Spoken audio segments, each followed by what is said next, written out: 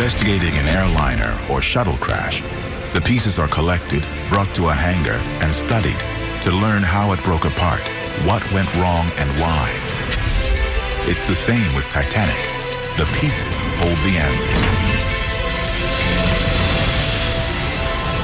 The assumption immediately after the disaster. To help visualize the pieces in 3 dimensions, Park Stevenson will use a virtual reconstruction of the wreck site here in this hangar. Here, let me give you a demonstration here. The deckhouse debris is up there.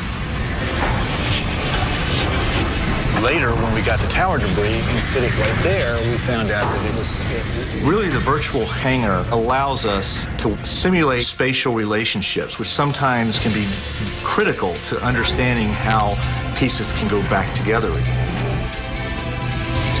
Over the next year, Parks will work with a growing team of experts. You can just see the way the bow crashed into the bottom like that. Including marine artist Ken Marshall. I'm all about figuring out Titanic debris. I just love it. I'm passionate about it. It's putting pieces of a puzzle together. All my life, I've wanted to bring Titanic back to life. What I'm eager to see is what's out there in the dark, the things that haven't been seen before. Consulting with the team is accident investigator Jim Childs. Just like the NTSB investigating an airline crash or a shuttle crash, if we want to find out what really happened to the Titanic that night, we need to know the debris field because the answers lie in those pieces.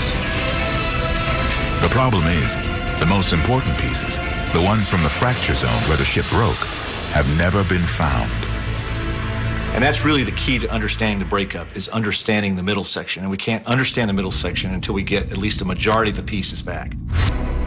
To help visualize the site in 3 dimensions, the team is using a virtual reconstruction of the known pieces of wreckage in this hangar.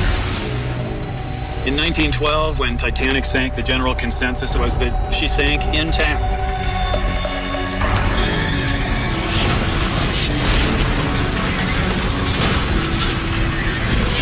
This is what they imagined Titanic looked like. A lot of the eyewitnesses distinctly saw it break in 2. That's what they said. But the official line, again, was that she went down intact. I think that was the reason. It will be more than 70 years before the breakup is confirmed. For Titanic historians, the 1985 discovery of the breakup was a revelation. We had all come to accept that the ship had sunk in one piece. And if you're finding a boiler, that can only mean one thing. It either fell through a little hole or the whole ship came apart.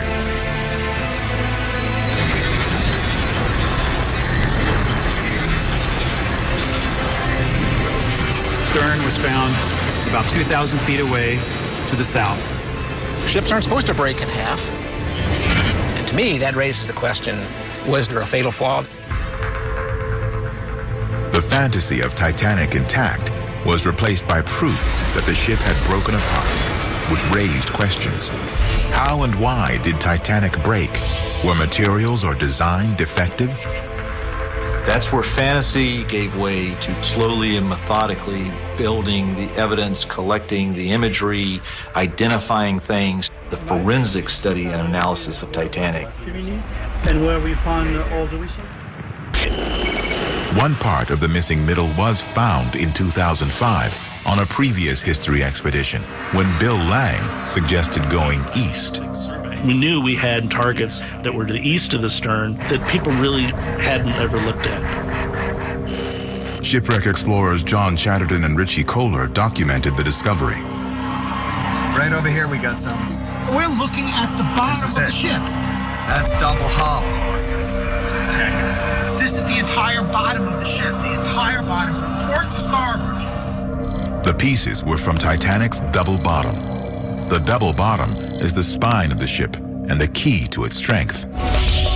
2 huge sections found out on the eastern side of the debris field. To identify where on the ship they came from, the team turned to Ken Marshall. I was tasked to do diagrams of what these 2 pieces looked like. Each individual piece I drew and carefully figured out inch by inch the plates and what these edges looked like. I remember the moment when I tried to see, are these things going to connect? To To my great satisfaction, I found that these two pieces fit together perfectly. So these pieces are right at the point where Titanic broke apart. This was the first piece of the puzzle of the missing middle section, and everything else was going to derive from this. In this hangar, where the team is constructing a virtual wreck site, So many expeditions. small trails of knowledge show where previous expeditions have searched. Time and again, what is But even after nearly 20 expeditions, half the site is still unexplored. large pieces of debris. And there's so much more out there, we suspect, but the data hasn't come back yet.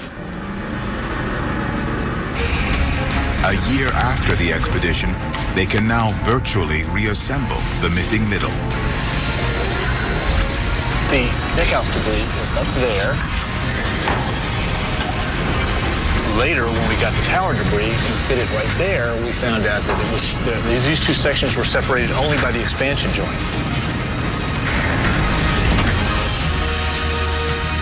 The team is closing in on the mystery, starting to reverse engineer the sinking, deconstruct the breakup, and learn if Titanic had a fatal flaw.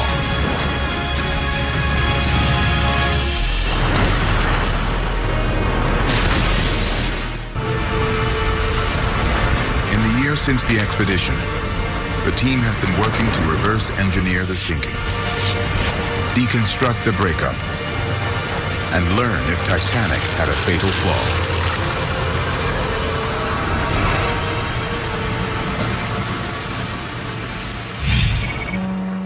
As the 100th anniversary of Titanic approaches, in Woods Hole, the scientists are sharing revelations from their work so far. This is bathymetric data collected. Oceanographer Dave Gallo leads off. We moved into the area. We had a Studying the sonar map, he's made a shocking discovery. these dunes are huge. That's the bow here, and you can see many of these dunes actually dwarf the ship itself.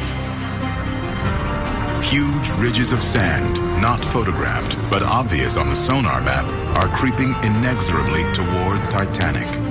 These are large amounts of sand actually moving across the seafloor. So you can imagine if they're active today, one of these things could run right over the top of the Titanic debris field. It's long been assumed that the wreck will eventually rust away. But perhaps Titanic's ultimate fate is to be buried. Can you show the track of that dive? Next, NOAA's Jim Delgado reports on the archaeological work to date. Every piece of the hull has been looked at in terms of where things are located on the seabed. There are patterns. Heavy ship parts are clustered near the stern. Lighter debris like coal and dishes farther away. They probably took longer to fall and were carried by the current. See that the outer hull of the ship, the shell. Now, underwater imaging expert Bill Lang presents stunning new pictures.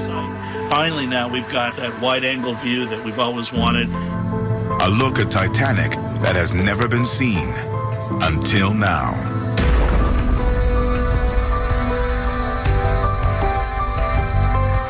This incredible mosaic is 1,200 individual photos stitched together. No camera lens has ever been able to capture this much detail in a single shot. And this, the stern, also mosaiced from over 1,000 images. Where the ship broke, the main engines are exposed, each as tall as a 3-story building. Notice pretty strong current. To Bill Lang, these mosaics are clues about how Titanic hit the bottom. I think what we're looking at is that the bow impacted the seafloor at the forward end and collapsed down upon impact, which caused all of this decking collapse and bulging out of the sides in this area. How the data has been collected. So for The science team will continue working for years to come with the data from this expedition. Area that we've used several different.